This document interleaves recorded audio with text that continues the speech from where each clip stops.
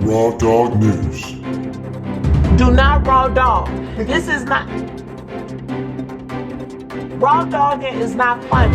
This is a serious matter. Raw Dog News. Raw dogging is a term that is considered slang, and it means unprotected.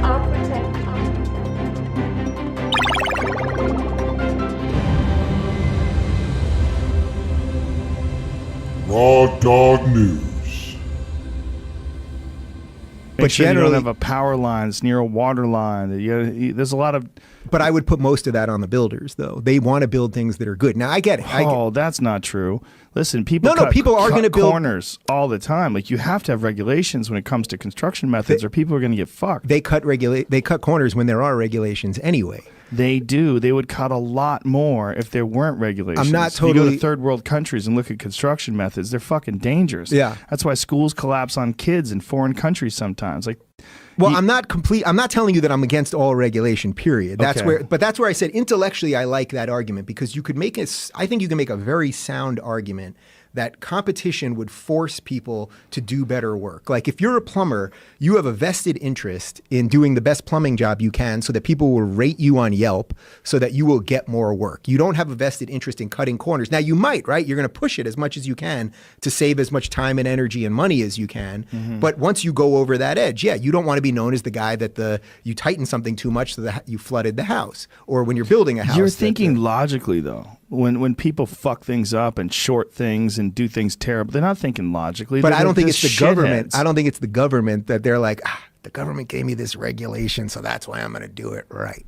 Well, if they didn't have any regulations, there'd be no incentive whatsoever to do it right. No, there would be an incentive. If they knew there were no inspectors, no one was going to check their stuff and make sure that their stuff was up to code. Listen, man, I was in construction my whole life. My dad was an architect. Yeah. I've been in construction since I was a little kid.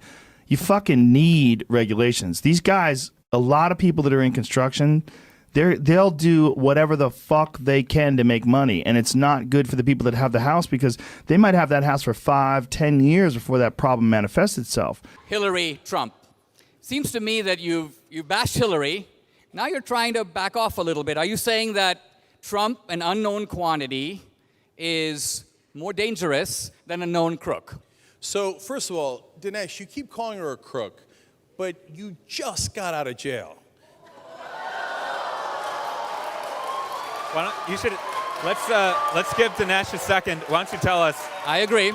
So, this is an important point. I agree. Give us a second. So, Dinesh, I agree. Just explain to us what exactly happened with that. I just want to live on my land and be completely self-sufficient and not pay your taxes. After 3 years, the town would come, kick you off of your property, and seize your land. How would you know it's your land? How would you prove that it's your land? Well, in theory, you would have a property deed, because that's what happens when you buy property. Who would issue the property deed? You get a deed. Well, right now, there are governments that issue those things. And what I'm saying is we're talking about the current paradigm of how could you own land? And there are things right now that exist. When you go buy land, you get a deed for the land. Right. If you're talking about what would happen in a free society, then there would be competing agencies probably that would issue such deeds. Which one would You're asking me to centrally plan liberty, and that's not what I'm interested in. What I'm interested in, Wait Sam, a second. I want to hear about that other paradigm. Right. Hold on, Sam. Hold on. Let me finish my thought, and if you keep trying to piss me off, I will disconnect from the call. So you're asking me to centrally plan liberty. I'm not interested in centrally planning liberty. I'm interested in promoting the idea of human freedom. Okay, so wait a second. I'm sorry. I didn't mean to upset you. I'm just trying to figure out. I think you absolutely did mean to upset me. No, I think you absolutely do want to try to push me into a corner to where you can say, see, you don't have the answers of how freedom works. Damn it, Sam. Nobody has all the answers on how freedom works. That's why freedom is so important, because people should have the right to make decisions that other people might not agree with. That's why I support freedom. That's why I love freedom. Well, Darryl, because I'm smart enough to know that I don't know how to run your life. And I think the Democrats They didn't. I don't think they tried to flip the results in 2016 for the most part. There was a whole lot of the Hillary can still win stuff. And Hillary conceded the next day. But it's absolutely not even remotely similar. It's remotely similar. Not I would say it's maybe not, like it's not the way same that thing. Antarctica is remotely close to like Pluto. Do you see the videos of celebrities saying the Electoral College must vote for Hillary Clinton? Do you think there's a difference? Well, I'm sorry, between, they didn't say that. They do you said, think there's a difference between celebrities saying something and the president of the United States trying to undermine the election? That's why I'm saying these aren't remotely similar. Yes, undermine. See, that's framing. Well, it's when you say so. Legally In 2016, Trump said millions of illegals voted. He asserted that with no evidence. That's undermining the integrity of our election. And then in 2020, he's saying that there was widespread election fraud, that literally no agency, no other credible person has backed up, save for the melting head of Giuliani. Like, no one else is backing up on this. His own DHS turned on him on this with his own appointee. His own attorney general, the sword and shield. What did he say? Barr came out and said that as of right now, there is no evidence of widespread election fraud. If you look at the Second Amendment doesn't guarantee your right to own a warship, right? It doesn't guarantee your right to own a cannon. Even back. But hold on a second. One of the main tenets of those who are constitutionalists is that the Constitution only says what you can't do, and the Second Amendment doesn't say you can't own a warship. No, correct. No, the Second Amendment. No, that is true. The Second Amendment doesn't They're say negative, right? So in other words, it's not actually, you're wrong on that. It's a very simple argument from my point of view, and that is that people, if they have the right to bear arms in order to prevent tyranny, then that goes for arms to prevent. That goes to the ultimate limit of that is the arms necessary to prevent. Basically, you can own any arm that is necessary, not to prevent tyranny. Well, this is good because in Waco, Texas, the government used tanks. Isn't it then reasonable to say people need tanks because they were used in Waco, Texas? Because this is the balance that we draw, right? And this is true for all legislation. It's totally subjective, though, Ben. It's not totally subjective. The fact is that if you disarm a population of rifles, there is no chance that there could be a popular resistance to tyranny. Period. And if you only give them rifles and the tanks roll out, the rifles are useless. I'm glad to know that you guys are against the death penalty. I just want to say that. You're so pro-life, so you're against the death penalty. I'm against the death penalty. I love the death penalty. I'm not so gonna, you're not pro-life. So you're not pro-life. So you're not pro-life. I love the death. So you're not pro-life. No, I'm pro-life. No, but I think the he just okay, I'm gonna hold on. I'm pro-life and I'm also pro-due process, which unfortunately one political party in this country has abandoned. So then you're against Guantanamo Bay. So then you're against Guantanamo Bay. Let's just cut through the talking points because, you're for due process. You're against Gitmo. Guys. If you're for due process, you're against Guantanamo Bay. No, I'm for due process for American citizens. I'm not for due process for terrorists who fight in violation of the. All right, guys, I'm going to step in here. I'm going to Geneva Convention protections themselves. I'm going to step in here. This is going to be easy if he keeps walking right into the trap like that. But another thing that we just wrote about, and again, people get mad with the weed issue. Well, no, traffic fatalities regarding marijuana have skyrocketed.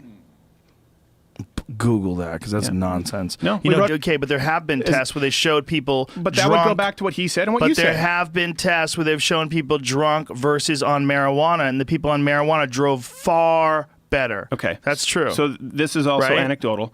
No, these are It tests. goes back to your point, right? Let's say someone has alcohol in their system. Are these tests? I haven't read your test. Okay, so why are you arguing against them? No, I'm saying I agreed with your point earlier. So why are you saying they're anecdotal?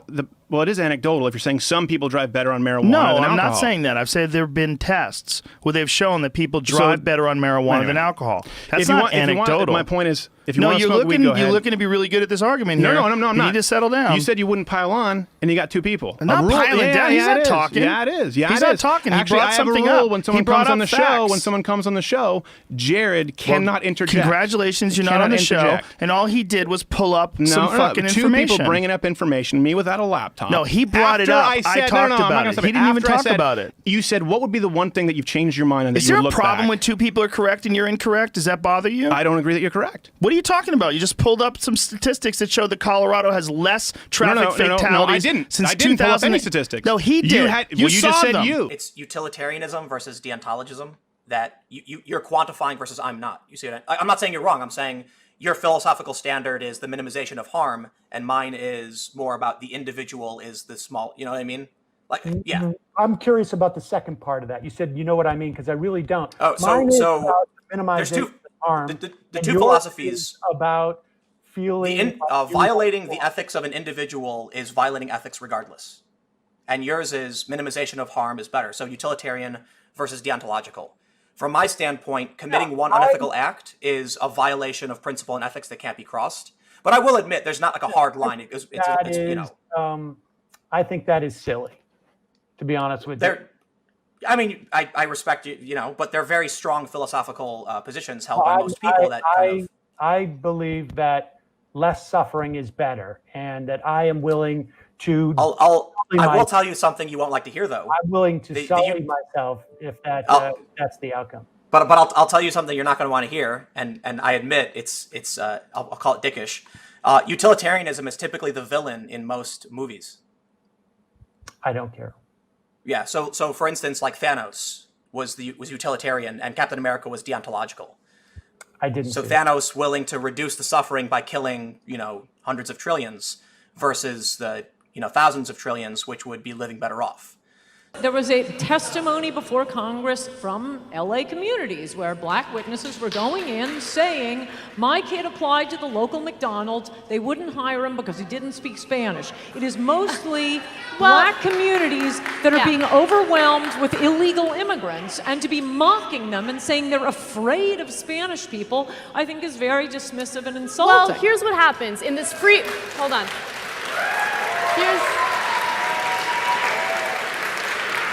You like the free market, right? You love the free market. I love the free market as well, as long as you don't have... Let me finish my point. Keep going. Okay. In a free market, of course, there will be competition for certain jobs, right? And so the most skilled worker is likely to get that position. Being bilingual is a skill.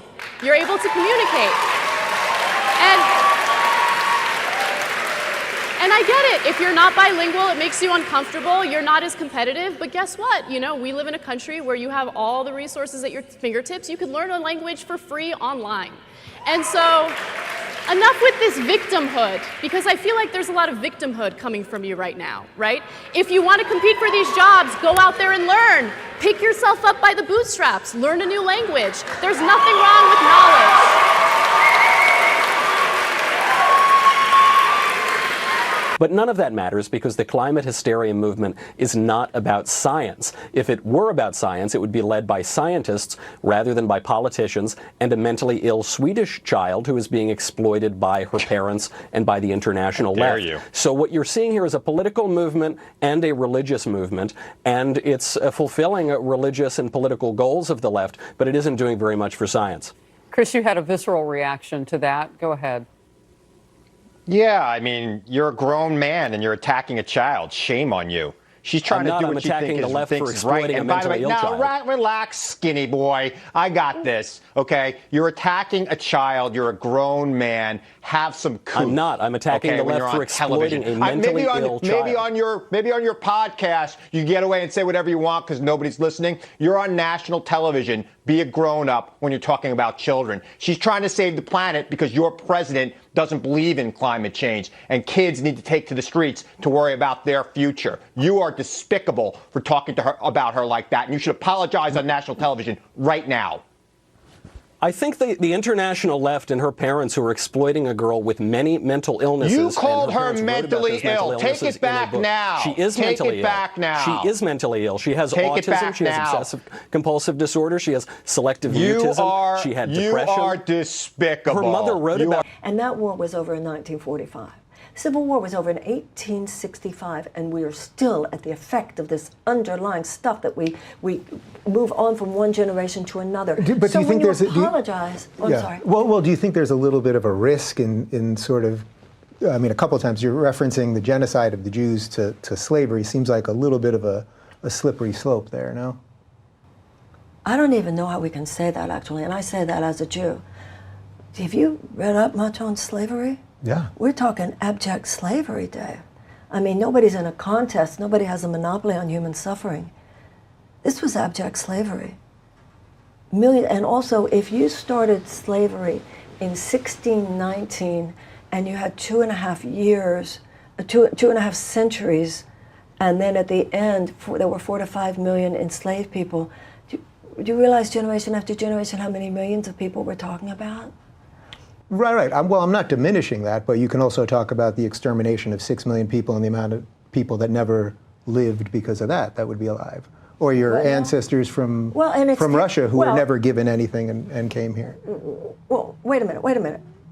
But the Germans had paid reparations. That's kind of my point.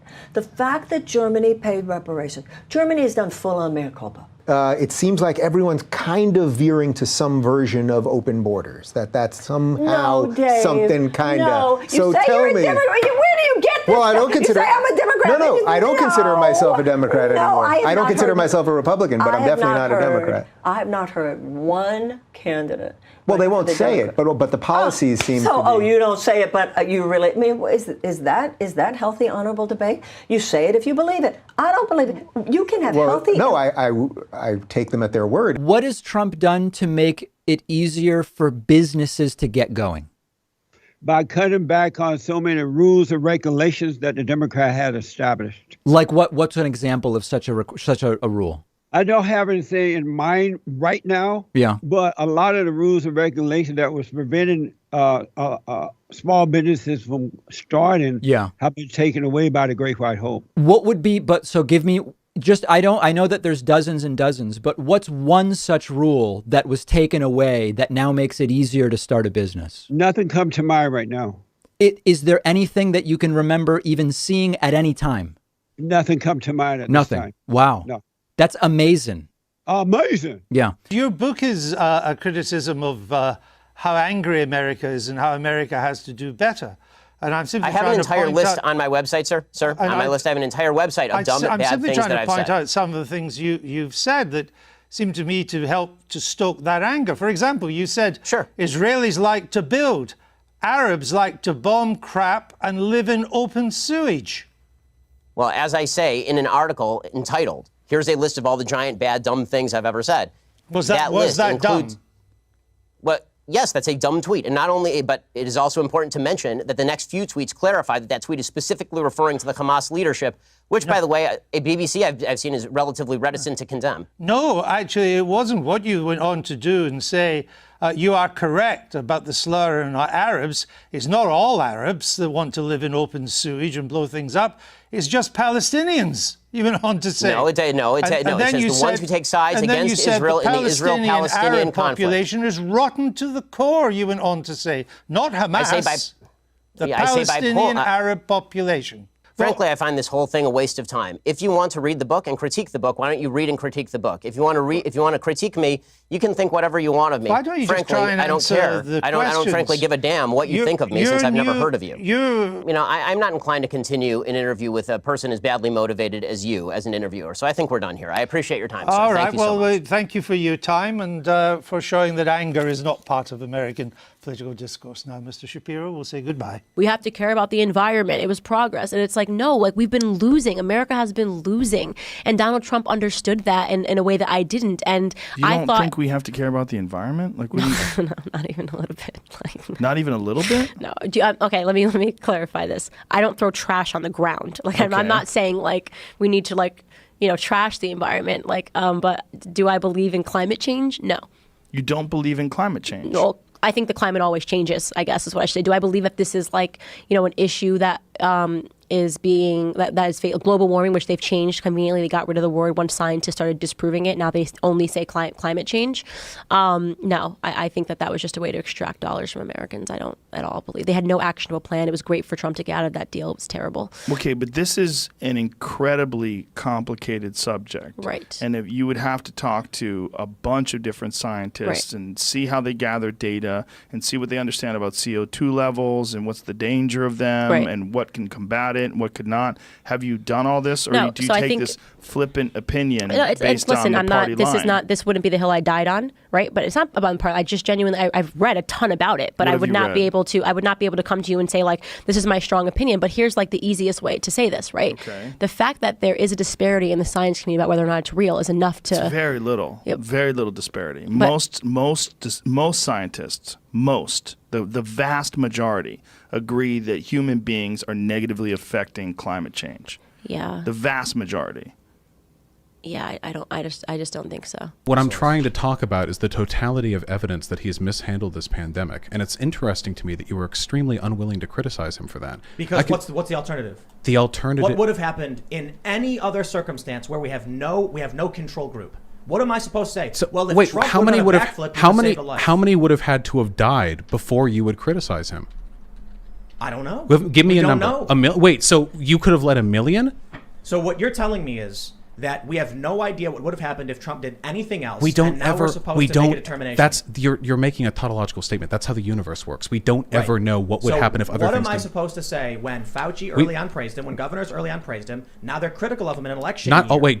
First of all, the praise of governors is irrelevant. Are governors health experts? Second of all, Fauci praised him a couple of times. He's also under a lot of political pressure to do what Trump says, or otherwise there's a very decent chance of him getting canned. Fauci has made plenty of statements which Trump has later contradicted. Trump has been back and forth on the mask issue, going so far as to make fun of people for wearing masks. Do not. You claim to have like this a disaffected sort of like anti-establishment view of all of this, but your channel is hyper partisan against the left, and then when anyone criticizes Trump, you'll either defend him harshly or you'll back up and say, well, they're all bad. You are taking the choice to defend Trump. You are the partisan here. You're not a distanced anti-authoritarian. You are standing with him, and you are saying, yes, I am anti-authoritarian, I am anti-establishment, but also we don't know if him lying to the American people was bad. It could have caused a panic. Again, as a general rule, I want you, David Pacman, as a small business owner, which you are with employees, to pay the least amount of taxes that you can so that you can hire more people, so that you can build a better studio, so that you can invest more in your operation and bring the goodness that is you and your operation out there. I know this as a small businessman now. If I had been being taxed higher right now, I had massive capital costs to build this studio and do all this stuff. By the way, I pay 100% of my employees' health insurance, 100%. I also give, my director gets a cut of our YouTube rev. I do all the things. I try to put my beliefs into practice. But that's the confusion for me, Dave, because those capital expenses are tax deductible. So if the tax rate goes up for you as an individual, if you've got pass-through income, or for the business tax rate, it doesn't matter what the business tax rate if you want to spend money on capital, because you don't pay taxes on that. Actually, it encourages you to spend money on capital to have a higher tax rate. So I understand what that argument is, and I would argue at the same time as that, that having every one of us, however much you earn, it is your money. Oh no, Sam Seder, what a fucking nightmare. I had no idea this was going to happen. Do you Sam, think come on, your audience cares that I only have 1 million subscribers and you have what, 6 or 7 million subscribers? Let me answer. Can I answer your question? Can I answer your question? Sure. You want me to answer your question? My audience would say Sam who? Just like Joe Rogan's audience and Ben Shapiro's and Dave Rubin. Who I am. Now they all know who you are because you had to shoehorn yourself into another coward show. College students, every day that you do that, change my mind. Hold on a second. They don't know who those college students are. This is another lie. Let me clarify, Sam. The change my mind, everyone knows on the show, right? Yes. We've had professors on the... How did you know I ended my show early last week, Stephen? If your audience doesn't even know me. Because you're an idiot. And half of your staff doesn't like you. Let's debate, Stephen. Don't hide behind the glass. Don't be a coward. Don't say let's debate, Ethan. You've lost Debate the issues. What does it matter who you debate, coward? All right, good. You guys are good. Thank you. Coward. Won't even take off the glasses. I was right. All right, yeah. You can run away. You run away twice. Cold feet again. Come on, Stephen. Wow. Wow. Dude.